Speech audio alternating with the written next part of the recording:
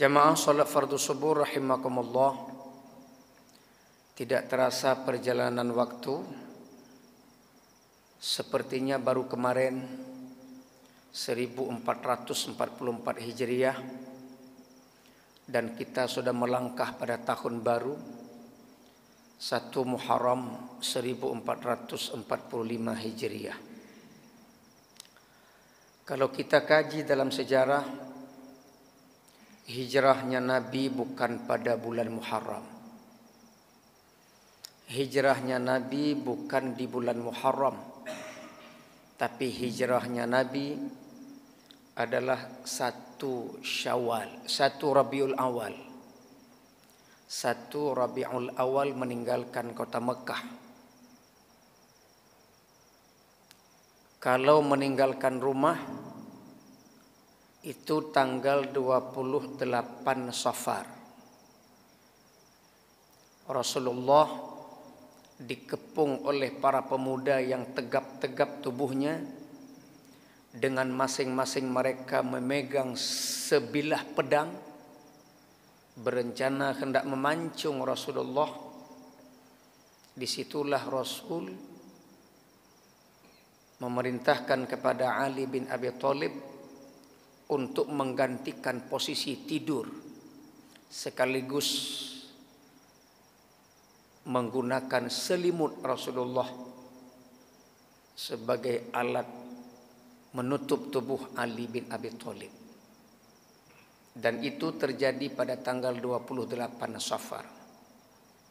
Lalu menginap di Gua Thur selama 3 malam.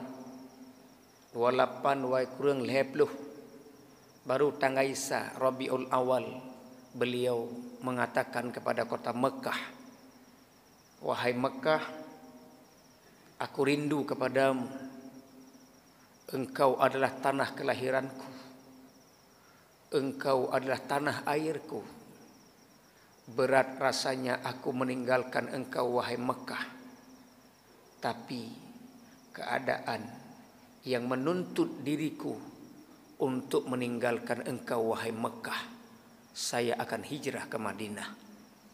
Dan itu Rasulullah ucapkan ketika memasuki 1 Rabiul Awal meninggalkan kota Mekah. Jadi Nabi Muhammad hijrah bukan Muharram, tapi 1 Rabiul Awal. Sampai di kota Madinah tanggal 8 Rabiul Awal. Lalu pertanyaannya, kenapa diperingati 1 Muharram sebagai tahun baru? Sebab masa Khalifah Umar bin Khattab radhiyallahu anhu memimpin negeri ini, negeri Mekah 10 tahun, negeri Madinah 10 tahun lebih sedikit. Pada masa Umar bin Khattab, banyak gubernur ketika mengirimkan surat itu tidak tercantum tahun, hanya tanggal dan bulan. Jadi waktu kirim surat kepada yang terhormat Khalifah Umar, bla bla bla suratnya, di surat tidak ada tahun tanggal, hanya ada tanggal dan bulan, tahunnya tidak ada. Maka orang Arab pada masa itu menjadikan tahun adalah kejadian, peristiwa. Sebagai tahun itu peristiwanya. Misal Nabi Isra Mi'raj, itu tahunnya tahun kesedihan. Amul Huzn, jadi peristiwa beliau sedih ketika Isra Mi'raj, peristiwa itulah sebagai tahun. Begitu juga kelahirannya 12 Rabiul Awal, tahun gajah. Kenapa tahun gajah? 50 hari menjelang lahir Rasulullah, peristiwa pasukan gajah menyerang Ka'bah. Peristiwa itulah dijadikan tahun. Nama gajahnya Mahmud. Inona Mahmud Taufik, gajahnya Raja Abraha. Jadi berkumpullah para gubernur, lalu mengatakan kepada Umar bin Khattab, ya Umar, orang Nasrani ada tahun mereka Masehi, lahir Nabi Isa satu tahun pertama Masehi. Bagaimana kalau kita juga memberikan tahun sebagai orang Islam? Maka diusulkanlah oleh gubernur-gubernur. Ada yang mengatakan kita jadikan saja tahun kelahiran Nabi Muhammad, kelahiran Nabi Muhammad sebagai tahun awal. Ada yang menjadikan Isra Mi'raj. Umar semua menolak.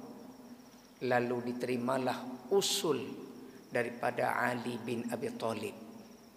Kata Ali, ya Khalifah Umar, bagaimana kalau tahunnya kita jadikan peristiwa hijrah Rasulullah sebagai tahun pertama? Maka Umar dengan berbagai macam pertimbangan menerima usulan Ali bin Abi Thalib. Lalu pertanyaan keduanya, kalau memang tahun sudah ada, bulan sebagai bulan satu, bulan apa? Bulan kana jamun, waktu masanya kana bulan. Cuma bakta peduk sa dua lepet sampai 12. Per bulan dah mulai pun. Dulu sudah ada nama bulan Muharram, Safar, Rabiul Awal, Rabiul Akhir, Jumadi Awal, Jumadi Akhir, sudah ada. Kalau tidak, enggak mungkin adanya dulu Ramadan. Pertanyaannya, sebagai bulan satu, kalau bahasa Masih Januarinya bulan apa? Diusulkanlah yang lain yang mengatakan bagaimana kalau bulan Ramadan sebagai bulan satu. Alasannya Sayyidus Syuhur,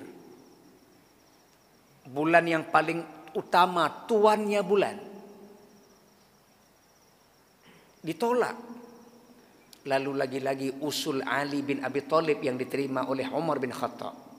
Kata Ali, kita jadikan saja bulan Muharram sebagai bulan pertama. Januari ji Muharram nyoba tadanya. Bulan kita itu Muharram. Apa alasan Ali engkau ajukan itu? Bahkan Muharram sebagai bulan Januari. Maka kata Ali, sebab bulan Muharram itu orang baru pulang menunaikan ibadah haji. Jadi orang banwa ibadah haji, manteng semangatnya ibadah, sehingga membuka lembaran baru di bulan Muharram masih dalam kondisi semangat dalam beribadah. Bahkan Nabi kepegah 40 orang gua dari haji itu doanya mustajab. Maka pakan telah sidro capres gemu doa watenya. Yang keyan, doa mustajab. Maka diambillah bulan Muharram sebagai bulan pertama karena jamaah baru pulang dari haji.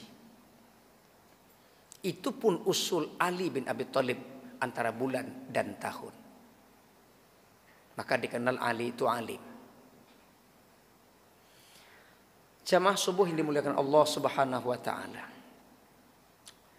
Kita tidak mengkaji secara mendetail peristiwa hijrahnya Nabi. Tema kita adalah menyongsong 1445 Hijriah dengan iman dan takwa. Di dalam surah Al-Hasyr yang baru saya bacakan tadi, semua kita sudah hafal. Ya ayyuhalladzina amanu taqullaha wal tanzur nafsum ma qaddamat lighad wattaqullaha innallaha khabirum bima ta'malun. Ada beberapa kata yang kita kutip di situ. Yang pertama iman. Yang kedua takwa. Yang ketiga adalah persiapan diri kita. Suatu hari Rasulullah SAW selesai solat subuh, beliau jalan-jalan pagi. Tujuan beliau jalan pagi menyapa para sahabat, menanyakan kabar. Sehingga bunyi kalimatnya, ketika beliau jalan-jalan jumpa sahabat, beliau berkata, "Kaifa asbahtum?" Apa kabar kalian pagi ini? Kaifa asbahtum? Bagaimana keadaan kalian pagi ini? Jadi Nabi pagi-pagi jalan nanya sahabat, jumpa sahabat, tanya keadaan. Silaturahim beliau. Makanya jalan pagi itu kalau kita lihat Rasulullah berarti sunnah, Pak. Yang sebuah beihli. Jak bengah-bengah. Tapi Nabi jalan pagi-pagi tegur sapa. Kita jalan pagi-pagi warung kopi. Jadi li semayang sebuah mita warung kopi. Pegah habainan kadang-kadang li semayang sebuah bakdu orang kopi pegah aib kop tanpa sadar. Itu entah kemana-mana gaya ngomong kita. Padahal balik semayang sebuah pahala kata juk kurang yang tengah-tengah. Jadi ini hati-hati ketika duduk orang kopi, silahkan bicara, tapi lidah jangan sampai membicarakan aib orang. Nabi nanya sahabat, "Kaifa asbahtum?" Dijawab oleh sahabat, karena yang ditemui rombongan sahabat. Kata sahabat, "Ya Rasulullah, asbahna mu'minina billah." Ya Rasulullah, pagi ini kami beriman kepada Allah. Jadi Nabi katanya yang pehaba, dijawab oleh sahabat iman. Kalau sepintas kita melihat antara pertanyaan dengan jawaban enggak sinkron. Tanya yang pehaba, dijawab iman. Pehaba leweknya, alhamdulillah saya masih beriman kepada Allah. Jawabannya iman. Coba nanti kita biasakan seperti itu. Hai pehaba leweknya, alhamdulillah mantang beriman kepada Allah. Nah, coba jawab seperti itu sekali, kita tes. Tapi lengkalan jarang yang jawaban ngayan. Nggolan rata-rata apa haba leweknya, alhamdulillah kedai je kalagut. Mangki bang kadang tanah belang yang le je kebut. Kita sering ketika dijawab, ketika ditanya jawabannya duniawi.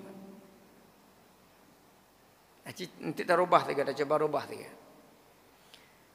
Apa haba leweknya, alhamdulillah mentang beriman kepada Allah. Yang tanya pasti pajan leka ilhab leka. Kenapa? Karena jawaban itu langka. Kaku kalau kita jawab seperti itu. Tapi kalau sudah terbiasa, insya Allah enggak kaku lagi. Ada lung gedro menacik teden lagi. Apa haba leweknya, oh God, alhamdulillah mentang mak kemenak kerja. Mampu urusan. Jadi belajar untuk menjawab iman. Kaifa asbahtum? Asbahna mu'minina billah. Lalu Rasulullah tanya lagi, wa ma alamatu imanikum? Apa tanda-tanda keimanan kalian? Jadi Rasulullah jawaban sahabat minta pertanggungjawaban. Setelah sahabat jawab kami beriman kepada Allah, lalu Nabi tanya lagi, tanda-tanda kalian beriman apa? Kalian berani jawab bahwa kalian beriman kepada Allah? Nah, sampaikan kepadaku tanda-tanda kalian beriman apa? Lalu sahabat jawab, qalu, mereka berkata, ya Rasulullah, nasbiru 'alal bala'i, nashkuru 'alal rakha'i, wa nardha 'alal qada'i. Jadi jawabannya 3. Tanda orang beriman dijawab oleh sahabat. Yang pertama, nasbiru 'alal bala'i. Ya Rasulullah, kami bersabar atas segala bala. Kami bersabar atas ujian. Kamu urut dada. Maka tanda orang beriman saat diuji oleh Allah tidak mengeluh.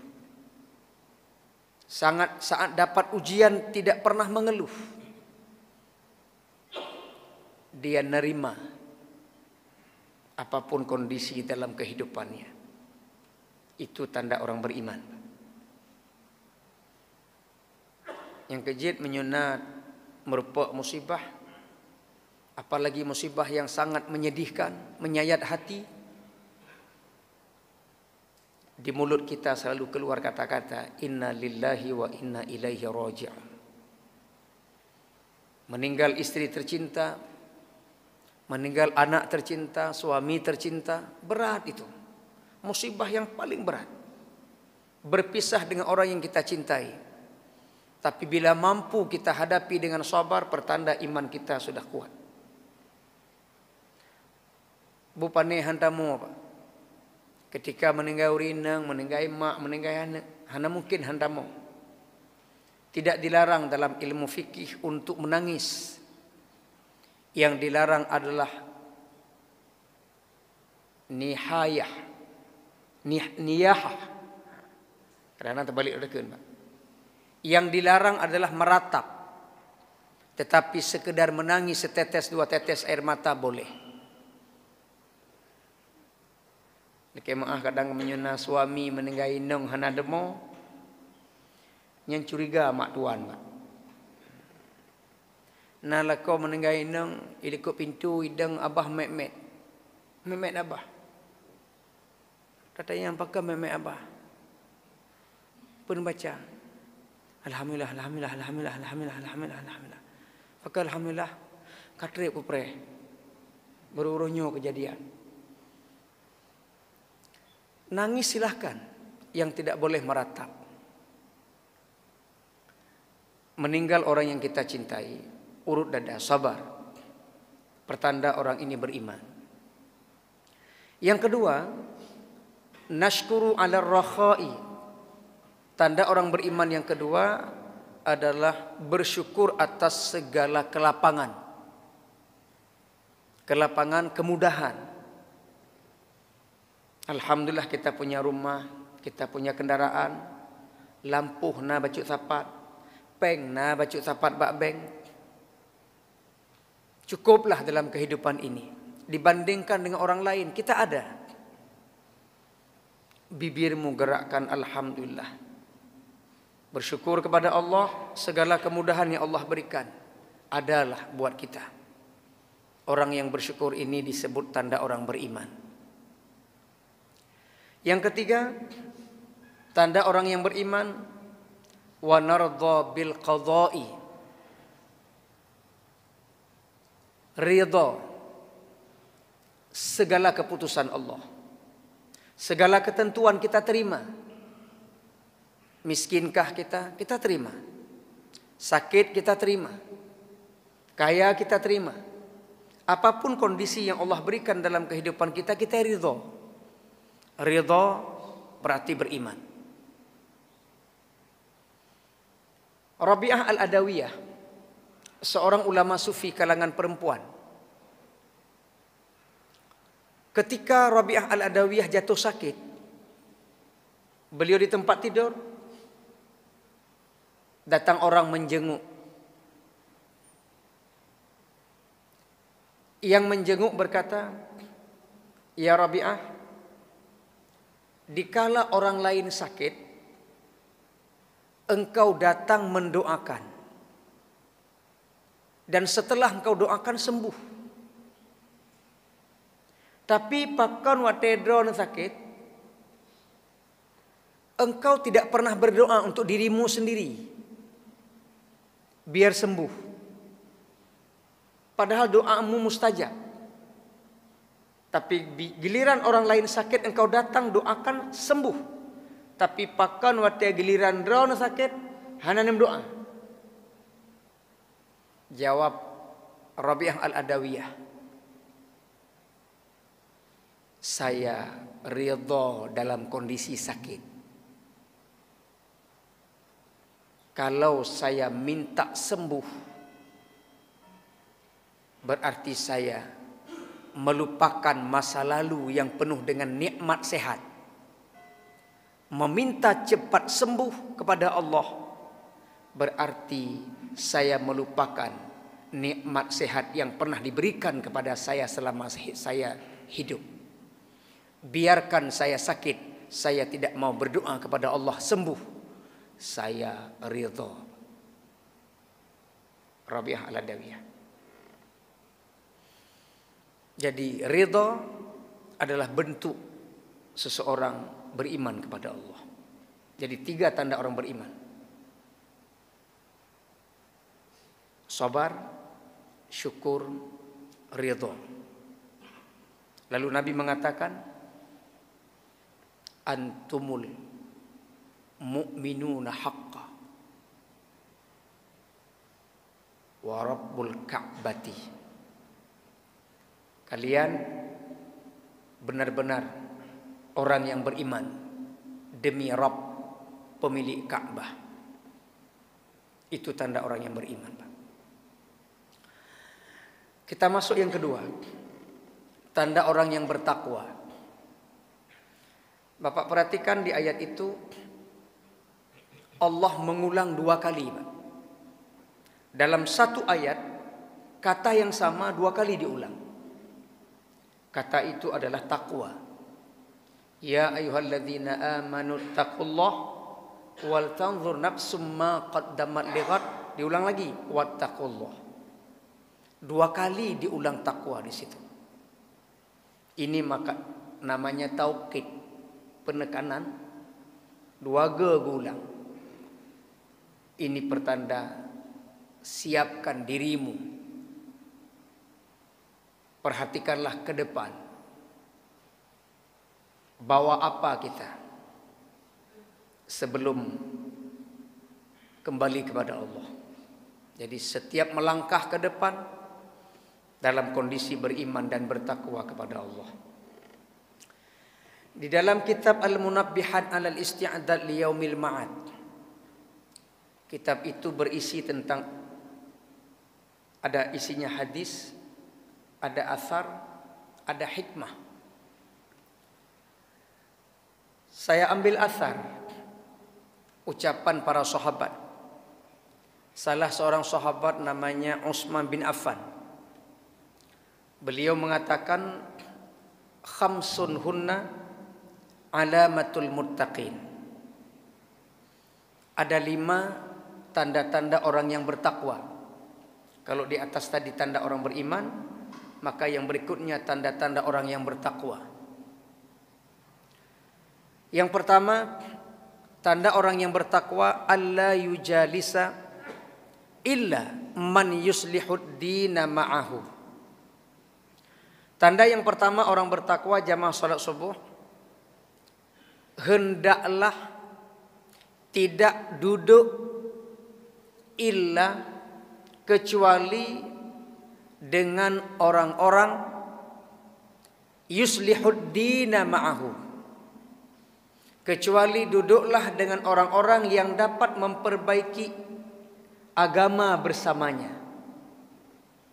Jadi tanda orang bertakwa tidak bergabung dengan komunitas, tidak duduk dengan majelis-majelis, kecuali duduk dengan majelis yang membawa perubahan agama dalam dirinya, yang bersamanya dapat memperbaiki agama. Jadi baik duduk dengan orang yang membawa maksiat, tapi duduklah dengan orang yang bisa membawa motivasi ibadah bersamanya. Jadi ini tanda orang bertakwa.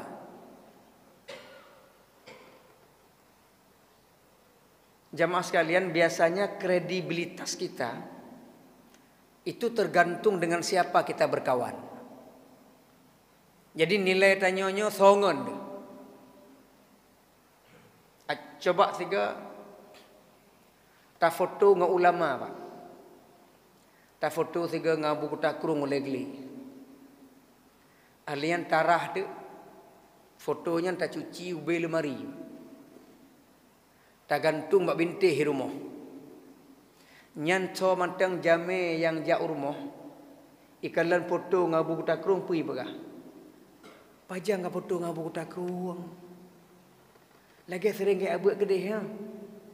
Pegah sering dia abut. Pun dia jawab, ya iyalah. Padahal foto mantang yang buat kau.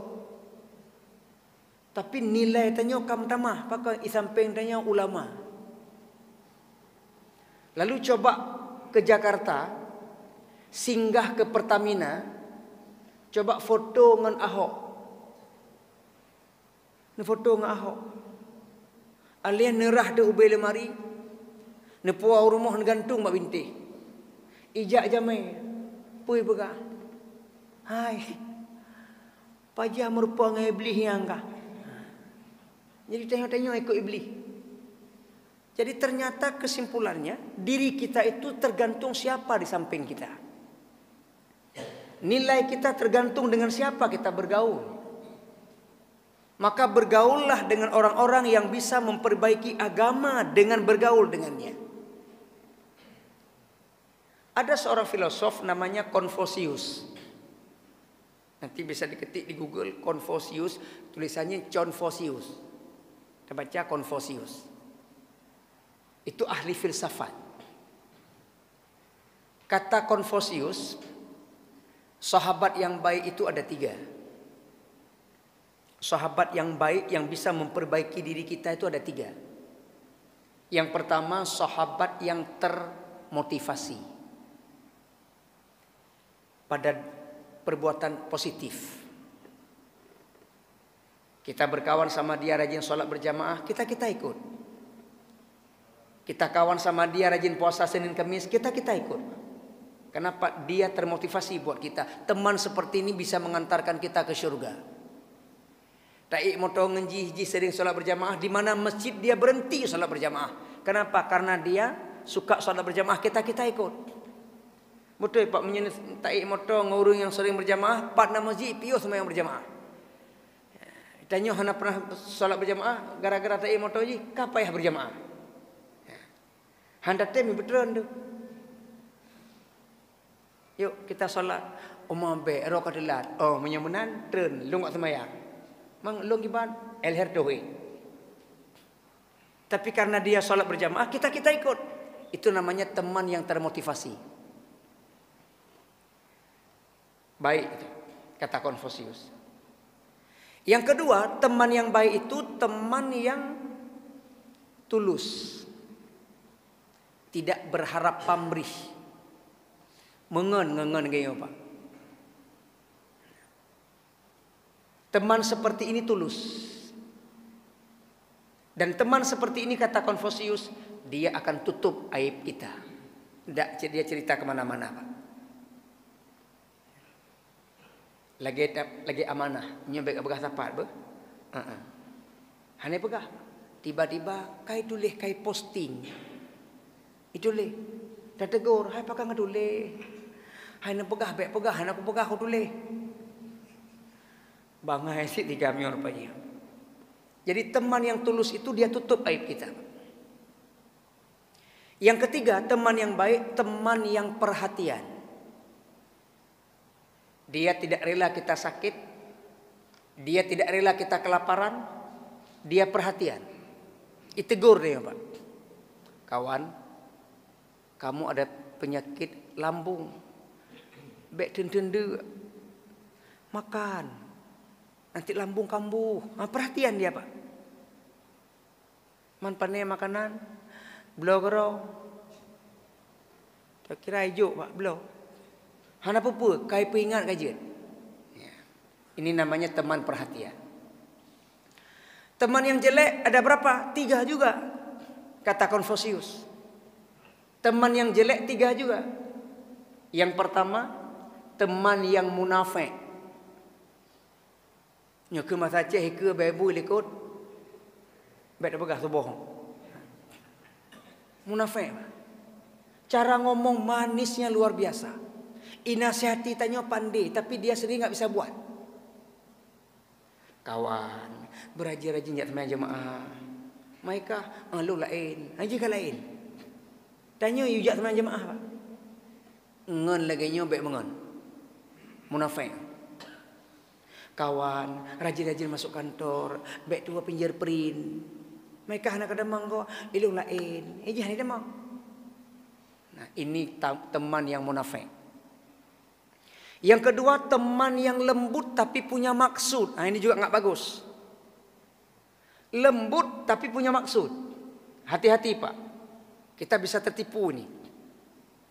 Dia ngomong begitu manis, dipuji kita setinggi langit. Kawan, kamu luar biasa. Karirmu sukses, rumahmu gede, istrimu cantik, anak-anakmu soleh-solehah, moto kali pahala, lengkah-lengkah hebat tak. Saya bangga sama kamu, saya kagum sama kamu. Jek pinjam peng Waida. Ini namanya teman lembut punya maksud, Pak. Disanjung kita setinggi langit, ujungnya pinjam peng. Daerahnya tanya nagan, Pak. Hah? Lebaknya loh. Lembut tapi punya maksud, Pak. Hati-hati, Pak. Setelah kita kasih 2 juta, dia menghilang di pandangan kita. Kadai dari jawab yang waita. Si beliau kemudian kali mahalau.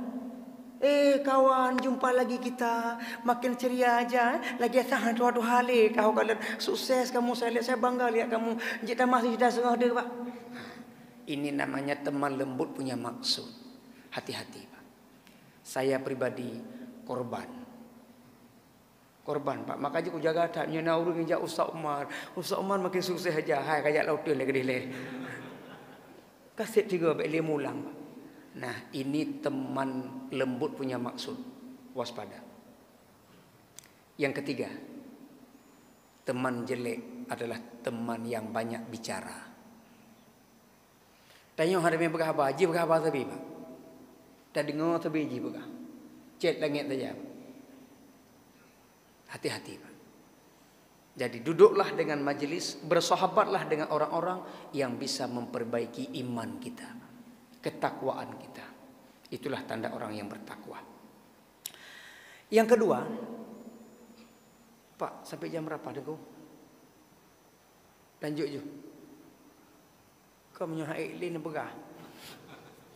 Yang kedua, tanda orang yang bertakwa, yaghlibul farja wal lisana. Yang kedua, tanda orang bertakwa, menjaga, memelihara faraj, kehormatan, walisana, lidah. Jaga kemaluan, jaga kehormatan, dan jaga lidah. Itu orang bertakwa. Jadi kalau ada sahabat kita yang masih suka pamer aurat, pakai luar puntung, nyogolong bertakwa. Meskipun dia salat berjamaah rajin. Tahun 2012 saya mendapatkan undangan ceramah ke FOBA, Asrama Aceh di Jakarta, Jalan Setiabudi, Jakarta Selatan. Selesai ceramah maulid, saya sholat zuhur di satu musola dekat asrama, ada musola. Di atas musola itu ada mall. Saya sholat. Lagi berwudu, tiba-tiba turun anak-anak gadis penjaga mall. Mall Jakarta, Mall Aceh beda. Bedanya dari segi pakaian yang jaga mall. Kalau di Aceh pakai jilbab masih tertutup aurat. Di Jakarta berlomba-lomba pakai baju adik. Baju adik, Pak. Roro adik. Mereka turun ketika mau sholat zuhur dengan pakaian adiknya. Berwudu.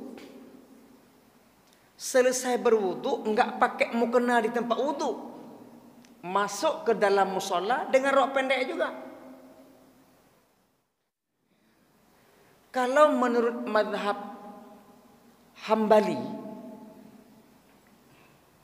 seorang laki-laki dalam kondisi berwudu lihat aurat lawan jenis, wudunya batal, wajib wudu lagi. Jadi kalau kita sedang dalam kondisi berwudu lihat aurat lawan jenis, wajib wudu lagi. Kalau mazhab Syafi'i, sunnah, enggak wajib.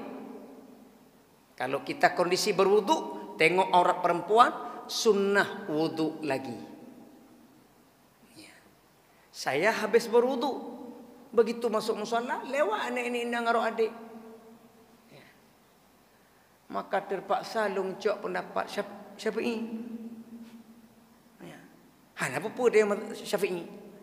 Kakak hana ucap wudu le sunat. Menyo lagi Hambali, hana temai semayang pak. Tengah lutut semayang kalau lewat lam, kalah kabar tu ada kabar tu semayang lam pak.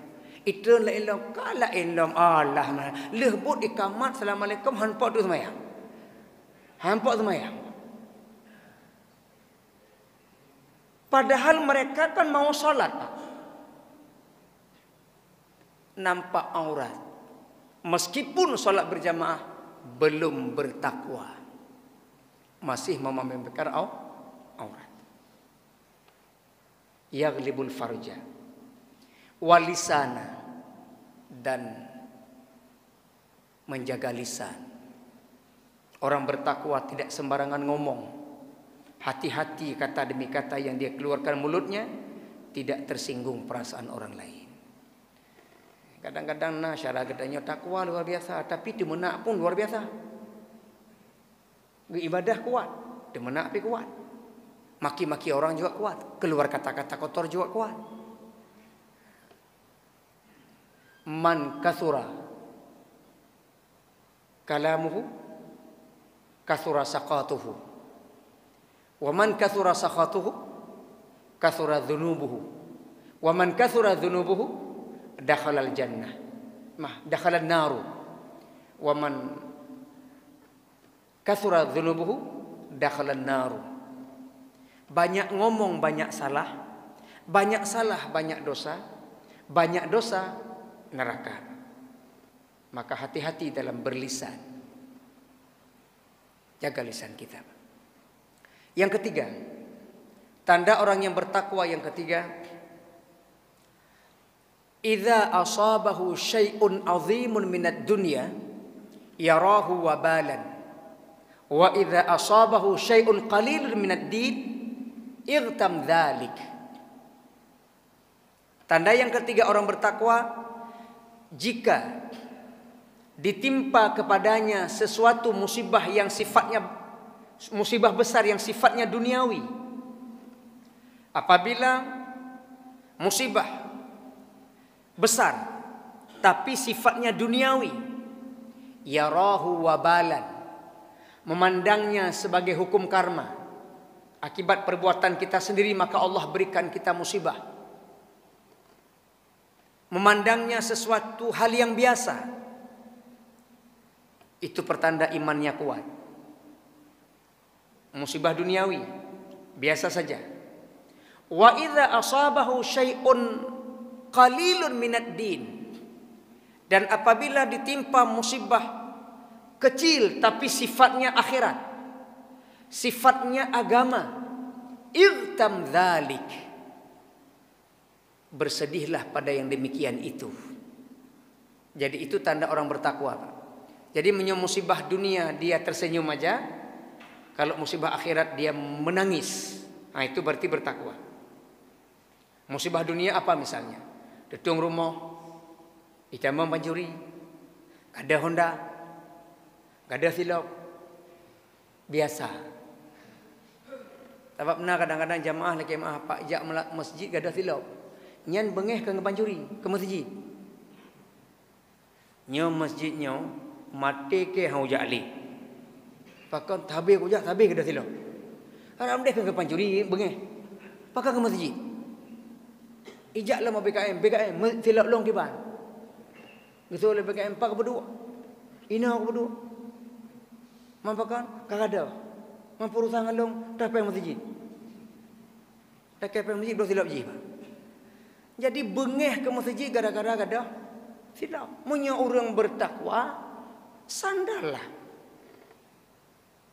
Apa yang kita punya dalam dunia kan barang titipan sebentar. Kapan diambil itu hak Allah. Tapi yang patut kita sedih adalah ketika kesempatan beramal akhirat enggak sempat kita buat, nyan bersedih. Ya Allah, kenapa saya hari ini enggak sempat solat subuh berjamaah? Ya Allah, kenapa hari ini saya tak sempat baca Quran? Ya Allah, kenapa saya hari ini lewat jalan saya enggak bersedekah? Itu yang harus kita sedih, diberi kesempatan tidak kita lakukan. Nyan tanda orang bertakwa. Kali heboh. Yang keempat, tanda orang bertakwa kata Utsman bin Affan, la yamla'u batnahu minal halali khaufan min an yukhalitahu haramun. Yang keempat tanda orang bertakwa, la yamla'u batnahu, tidak memenuhi perutnya, minal halali, daripada halal sekalipun, khaufan, khawatir, takut-takut, min ayyukhalitahu, daripada bercampur dengan yang haram. Min ayyukhalitahu haramun. Orang yang bertakwa jaga-jaga Pak, waspada. Perut jangan sampai masuk barang haram. Kan asai runlah bahaju. Tapi orang bertakwa selektif dalam mengkonsumsi makanan. Innallaha harramal jannata ala udhiya biharamin. Sesungguhnya syurga haram barang siapa yang darah dagingnya diproses lewat darah yang haram. Maka orang bertakwa hati-hati dalam makan. Nyo hala haram perut kita. Jadi itu yang keempat. Yang terakhir, yang kelima, tanda orang bertakwa, yaron nasa kulluhum qad najaw wa yara nafsahu qad halakat. Yang kelima, tanda orang bertakwa, memandang orang lain bersih. Yaron nasa kulluhum qad najaw, memandang orang lain mereka semua bersih. Wa yara nafsahu, memandang diri sendiri kotor. Jadi orang bertakwa watetakalan gop positive thinking nyo ke bahasa Inggris. Lihat orang lain positif, tapi lihat sendiri penuh dengan kelemahan. Long le dosa, long le maksiat, long le salah, sementara orang lain baik semua. Jadi itu tanda orang bertakwa. Kenapa begitu? Biar hari-hari ke depan kita perbaiki diri. Biar ukur tanya semakin good. Jangan merasa puas dengan hari ini, tapi harus punya kekurangan hari ini biar kita perbaiki untuk masa yang akan datang. Jadi waktu kalian dengan positive thinking, jangan tengok orang lain dengan negative thinking. Berbaik sangka kepada orang lain, itu tanda orang yang bertakwa. Jadi jamaah yang berbahagia, 1445 kita songsong diri kita menjadi orang yang beriman dengan tanda-tanda yang telah kami sampaikan tadi, menjadi orang yang bertakwa dengan tanda-tanda yang sudah kami sampaikan tadi. Mari kita evaluasi diri kita, apakah iman kita sudah kuat, apakah ketakwaan kita sudah memadai atau belum. Bersyukur kepada Allah, Allah berikan kita berkah umur sehingga bisa dipertemukan kembali dengan tahun baru 1445 Hijriah. Hijrahkan diri kita dari yang tidak baik kepada yang lebih baik, dari jauh dengan Allah lebih dekat, dari jauh dengan agama lebih dekat dengan agama, dari miskin menjadi kaya, dari duka menjadi suka. Itulah harapan kita. Semoga kita termasuk golongan orang-orang yang beriman dan bertakwa kepada Allah Subhanahu wa taala. Mohon maaf bila ada kata yang menyinggung perasaan. Mohon maaf bila ada salah dalam membaca ayat dan hadis. Itu mungkin kekurangan dan keterbatasan ilmu kami. Dan kami akhiri, pepatah mengatakan kalau ada sumur di ladang, bolehlah kita berumpang mandi. Kalau ada umur kita panjang, mari kita gali sumur sendiri. Wabillahi taufik wal hidayah. Wassalamualaikum warahmatullahi wabarakatuh.